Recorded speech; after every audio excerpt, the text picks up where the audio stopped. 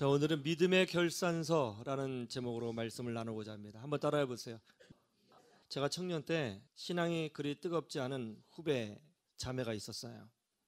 중학교 1학년 때 혼자 교회에 나왔습니다. 부모님은 신앙생활을 하지 않았고요. 그런데도 교회를 떠나지 않고 청년 때까지 신앙생활을 잘하긴 했는데 불규칙적으로 교회에 나왔습니다. 그리고 신앙생활을 제대로 잘 안 해서 주변에서 그 자매가 신앙생활을 잘할 수 있도록 많이 끌어줬던 그런 기억이 있습니다. 일단 주일 성수를 온전히 하지 않았어요. 그러다가 청년 때 한 21살 때인가 그 아이가 교회에 안 나오더라고요. 걱정을 많이 했어요. 연락도 안 되고 말이죠. 그런데 몇 달 후에 성령이 충만해서 돌아온 거예요. 얼마나 성령이 충만한지 천사의 얼굴 같았습니다.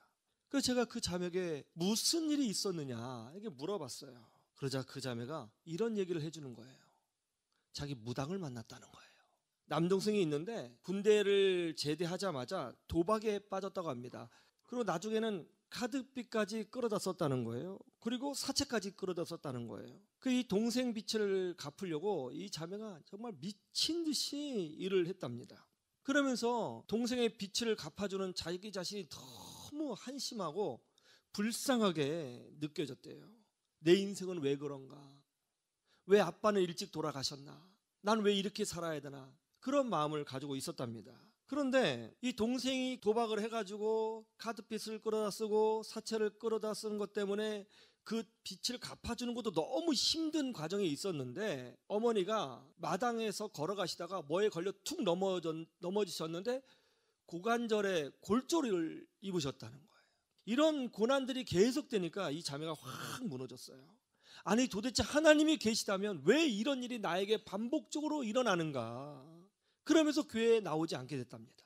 그러다가 교회 안 나오니까 이런 생각이 들더라는 거예요. 나는 버림받았구나. 하나님이 나를 버리셨구나. 그런 생각이 들었대요.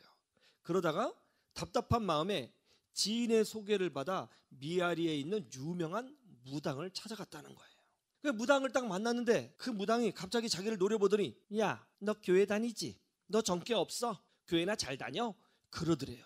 그 말에 은혜 받아가지고 무당집을 나오는데 눈물이 하염없이 흐르면서 하나님 계시구나. 나 버림받지 않았구나. 주님 감사합니다. 그래서 그 주에 성령 충만해서 교회 나왔다는 거예요. 그러면서 그 자매가 제가 하는 말이 오빠 너무 용하지. 오빠도 한번 가봐. 참 한심한 이야기예요. 아니 하나님의 자녀인 우리가 왜 그런 저급한 곳에 가서 그 사람들에게 그런 이야기를 들어야 하는 것입니까? 여러분 예수님 믿으세요? 여러분은 예수님 믿고 있죠? 믿는다는 것 그 자체가 여러분 의지로 믿고 있는 것이 아니고 성령 하나님이 놀랍게도 이 미천한 인간 가운데 여러분 가운데 함께 거주하셔서 성령님이 여러분에게 믿음을 주기 때문에 여러분이 예수님을 믿을 수가 있는 거예요. 이 말은 뭐냐면 여러분 안에 하나님이신 성령님이 내주하고 계시다는 것이고 그 말은 곧 여러분이 이미 구원받은 하나님의 자녀라는 거예요. 그런데 왜 그런 저급한 곳에 가는 것입니까? 오늘은 지난 1년간의 신앙을 한번 결산해 볼 수 있는 그런 시간인 것 같아요. 오늘 말씀에도 보면 우리 예수님께서 결산이라는 단어를 사용하셨다는 것이 참 놀라워요. 결산, 참 충격적이죠. 우리 하나님은 어떤 분이신가? 때가 되면 결산하시는 분이시라는 거예요. 오늘은 그 유명한 달란트 비유의 내용입니다. 한 주인이 3명의 종들에게 각각의 은사에 따라 달란트를 주셨다는 거예요. 이건 돈이에요. 달란트는 금을 재는 무게 단위거든요. 어떤 사람에게는 10억을, 어떤 사람에게는 5억을, 어떤 사람에게는 1억을 주셨다는 것이죠. 그리고 그것을 가지고 제대로 경영했는지를 결산하셨다는 것이죠. 하나님은 때가 되면 우리의 신앙도 결산하실 것입니다. 그래서 우리는 앞으로 다가올 미래를 대비하여 미리미리 우리의 신앙을 중간 결산하는 것이 꼭 필요하다고 생각이 돼요. 이렇게 중간 결산이 없으면 우리는 내가 지금 제대로 신앙생활하고 있는지 아닌지를 모를 수가 있거든요. 우리가 점검해야 할 결산은 무엇일까요? 많이 있지만 몇 가지만 한번 생각해 보면 좋겠습니다. 첫 번째, 자화상의 결산이에요. 그 후배 자매가 왜 무당집에 찾아간 거예요? 왜 영적으로 그렇게 와르르 무너졌을까요? 중학교, 고등학교 청년 동안 그동안 설교도 많이 듣고 성경 공부도 했을 거잖아요. 그런데 왜 갑자기 고난이 왔다고 해서 무당집에 찾아갔어요? 그 이유는 하나예요. 자신의 영적인 자화상이 무너졌기 때문에 그렇게 무너진 거예요. 고난이 계속되고 문제가 계속되니까 어떤 생각을 했어요? 나는 저주받은 사람인가? 나 버림받았나? 그런 생각을 계속하는 거예요. 한 번 생각할 수 있어요. 근데 계속하는 거예요. 누워서 울면서 베개를 적시면서 자기 처지를 한탄하면서 나 버림받았나? 나는 원래 재수없는 인생인가? 나는 왜 이런 일이 벌어지지? 하나님이 정말 계신가? 나는 버림받았나? 나는 버림받았나? 이런 생각을 계속하는 거예요. 그러니까 결국 그 생각에 사로잡혀서 그 잘못된 자화상에 사로잡혀서 하나님을 찾아온 것이 아니라 엉뚱한 곳으로 간 거예요. 오늘 주님이 3명의 종들에게 각각 수준에 맞는 달란트를 주셨어요. 한 사람에게는 5달란트를, 또 다른 사람에게는 2달란트를, 그리고 또 다른 사람에게는 1달란트를 주셨습니다. 모두 열심히 일해서, 모두 열심히 경영해서 배를 남겼어요. 그런데 1달란트 받은 사람은 아무런 일도 하지 않았습니다. 왜 아무런 일도 하지 않았을까요? 그 결과 우리 주님의 책망을 받았거든요. 왜 책망을 받았을까요? 왜 일하지 않았을까요? 오늘 성경을 쭉 읽어보면 그 이유가 나와요. 뭐냐면 이 1달란트 받은 사람은 자신을 이렇게 생각했어요. 열심히 해봤자 내가 노비지 뭐, 이렇게 생각했다는 거예요. 열심히 일해봤자 주인이 다 가져가는 거 아니야? 난 노비지 뭐, 그렇게 생각했어요. 여러분 생각해보세요. 난 노비다, 종이다, 해봤자 안 된다, 이렇게 생각하는 사람이 열심히 하겠어요? 안 하는 거죠. 그런데 가만 보세요. 누가 노비에게 10억을 맡겨요? 그거 들고 튀면 어떡하려고요? 그런 큰 돈을 맡겼다는 것은 뭐예요? 노비가 아니라 우리 주님은 그 종들을 전문 경영인으로 대접해 주셨다는 거예요. 5달란트, 2달란트 받은 사람은 2배를 남겼어요.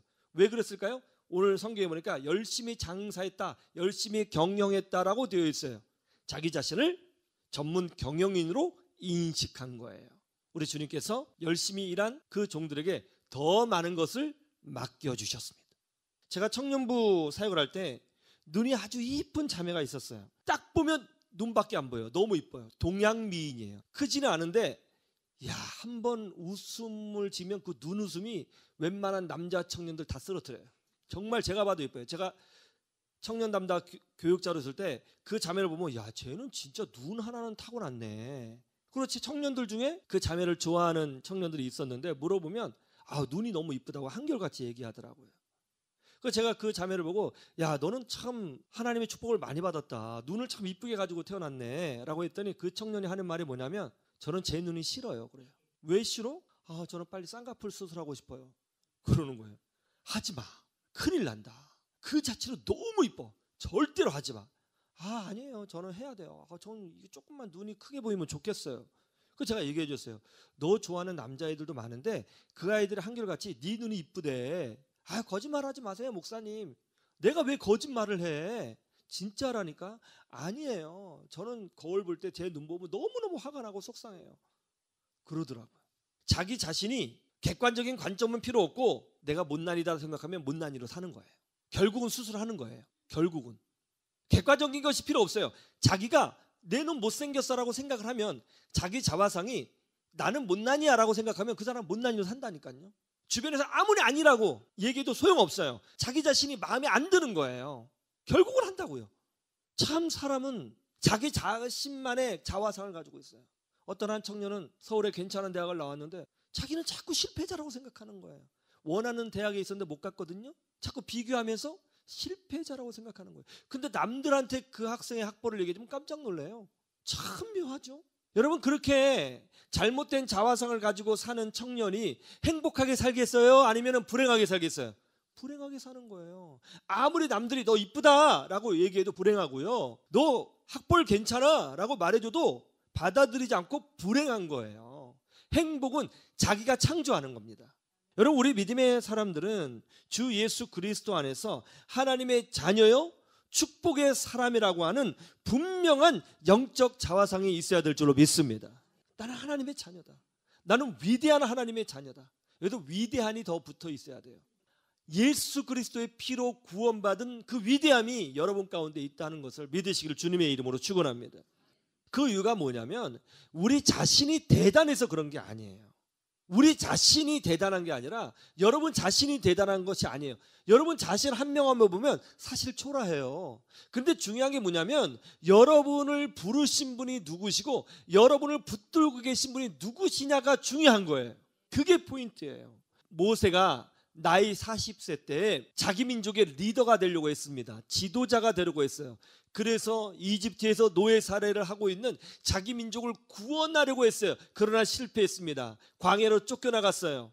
그리고 가장 별 볼 일 없는 양치기 목동이 됐어요. 그 나이에 나이 80세가 되도록 장인의 집에서 빌어먹으면서 노인이 되어 양을 치는 사람이 됐어요.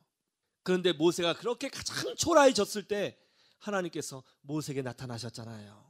모세야, 내가 선 곳은 거룩한 땅이니 내 발에 신을 벗어라. 그러면서 이렇게 명령하셨습니다. 모세야, 내가 너를 이스라엘 백성에게로 보낸다. 내가 너를 위대한 지도자로 만들어 주리라. 가서 내 백성 이스라엘을 이집트에서 꺼내오라. 그러자 모세가 뭐라고 그랬어요? 주님, 저는 못합니다. 제가 이 나이에 어떡합니까? 저는 말을 잘 못합니다. 저는 못하겠습니다. 그러자 하나님께서 뭐라고 하셨어요? 누가 사람의 입을 창조했느냐? 나 여호와가 아니냐? 누가 사람을 높이고 누가 사람을 낮추느냐? 나 여호와가 아니냐? 내가 너를 보내는 것이 아니냐? 그러므로 가라. 여러분, 모세가 말을 잘하느냐 못하느냐, 모세가 나이가 많냐 적으냐, 모세가 과거에 실패했냐 안 했냐, 모세가 지금 목동이냐 아니냐, 이런 거 중요하지 않다는 거예요. 누가 보냈느냐, 이게 중요하다는 거예요. 누가 보냈느냐. 하나님이 보내셨다는 거예요. 요셉도 마찬가지죠. 요셉은 어린 시절에 형들에게 질투를 받았습니다. 그래서 죽을 뻔하다가 간신히 이집트의 노예로 팔려갔어요. 그러다가 보디발 아내의 모함을 받아서 지하 감옥에 들어간 죄수가 되었습니다. 그런데 그때 이집트 왕이 꿈을 꿨는데 아무도 그 이상한 꿈을 해석하지 못했다는 거죠. 그때 지하 감옥에 있는 죄수였던 요셉이 꿈 해석을 잘한다는 소식이 이집트 왕의 귀에게까지 들리게 된 거예요. 그래서 죄수였던 요셉을 꺼내옵니다. 그때 요셉이 이집트 왕의 꿈을 해석해줘요. 왕이 그런 꿈을 2번 꾸신 것은 하나님께서 완전히 결단하신 것이고 이 일이 속히 이루어진다는 것을 의미하는 것입니다. 이 땅에 7년의 대풍년과 7년의 대흉년이 올 것입니다. 그러므로 풍년 때에 20%씩 저축을 해 놓으시면 흉년이 올 때 대비할 수 있을 것입니다 라고 하니까 이집트 황제가 뭐라고 그랬어요? 하나님이 함께 하시는구나, 이렇게 말했어요. 하나님이 함께 하시는구나.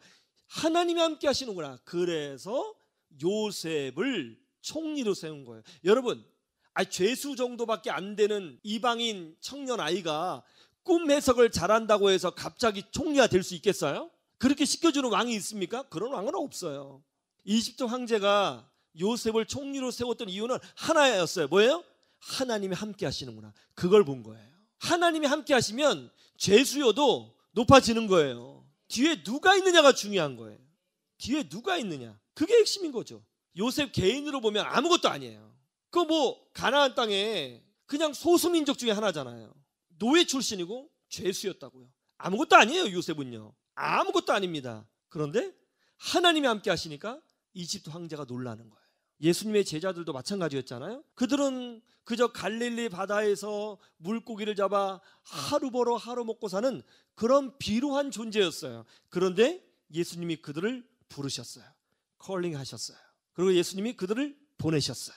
그들은 사도가 되었어요. 예수님이 보낸 사람이에요. 어떻게 됐어요? 전 세계 복음을 전하는 위대한 사도가 됐어요. 어느 누구도 베드로를 무시할 수 없어요. 어느 누구도 요한을 무시할 수 없습니다. 왜냐하면 예수님의 제자잖아요. 예수님이 보내신 사도잖아요. 성령님이 함께 하시는 사람이잖아요. 누가 무시해요? 중요한 건 이거예요. 누가 부르시고 보내셨느냐, 이게 중요한 겁니다. 여러분도 마찬가지예요. 날 안 될 인생이야. 왜 자꾸 안 되는 일만 벌어지지? 내 인생도 이 모양인데 우리 애들도 별 볼 일 있겠어. 뭐 특별한 거 없겠지. 우리 아버지가 옛날에 젊어서 암으로 죽으셨는데 나도 그때 정도 되면 암으로 죽을라나? 이거 유전병이라는데. 아유, 내 인생에 그렇지 뭐. 남편 복 없는 년은 자식 복도 없다고 하잖아. 나 원래부터 공부도 못했어. 아유, 학벌도 있는데 우리 애들이 뭐 특별하겠어. 그냥 다 애비애미 머리 담는 거지 뭐. 여러분 이런 생각을 가지고 있어요? 그게 성경적으로 맞는 생각이에요? 성경이 그렇게 생각하라고 써 있습니까? 여러분 그런 생각 자체가 하나님의 마음을 슬프게 하는 거고요. 그런 생각 자체가 사실은 하나님의 축복을 받지 못하게 만드는 장벽이라는 것을 여러분 아셔야 되는 거예요. 중요한 건 이거예요. 내가 얼마나 대단하냐, 우리 얼마나 초라하냐, 우리 인생에 얼마나 문제가 많으냐, 그게 하나도 중요하지 않아요. 중요한 건 이거예요. 누가 나를 부르셨냐, 내 뒤에 누가 계시냐, 누가 나를 붙잡고 계시냐, 이게 훨씬 더 중요한 거예요. 그러므로 우리는 이런 자화상을 가지고 있어야 되는 것입니다. 나는 주 예수 그리스도 안에서 위대한 하나님의 아들이다. 나는 주 예수 그리스도 안에서 위대한 하나님의 딸이다. 할렐루야. 나는 무엇이든지 할 수 있다. 고난이 나를 이길 수가 없다. 나는 내 생각보다 훨씬 더 위대한 존재다. 하나님이 나와 함께 하신다. 그런 생각을 가지고 계셔야 되는 거예요. 왜냐하면 성경에 그렇게 써 있잖아요. 왕 같은 제사장이라. 너희는 내 아들이라. 너희는 세상의 빛이라. 내가 너와 함께 할 것이라. 바다가 너를 침몰치 못할 것이라. 성경에 써 있잖아요. 올 한 해 얼마나 이렇게 건강한 자화상을 가지고 사셨는지 한번 결산해 보세요. 그리고 회개하시고 내년에는 더 건강한 자화상으로 승리하시기를 주님의 이름으로 축원합니다.